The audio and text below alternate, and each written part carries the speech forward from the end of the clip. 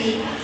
এছাড়া শুধু তাই না, আমি সিঙ্গার বাংলাদেশ লিমিটেডের ফ্যাশন একাডেমি নামে ওনাদের প্রতিষ্ঠান আছে, সেখানে আমি বেস্ট টিচারের অ্যাওয়ার্ড পাই।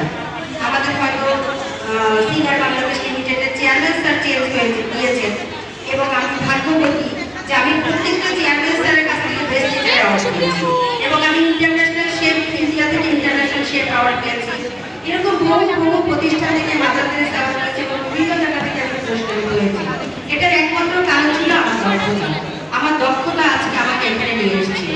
তো আমি আমার এই বন্ধুদের উদ্দেশ্য করবো যে বাধা বিপত্তি থাকবে, চলতে গেলে বাধা আসবে, বিপত্তি আসবে, অনেক সমস্যার সম্মুখীন আমাদের হতে পারে।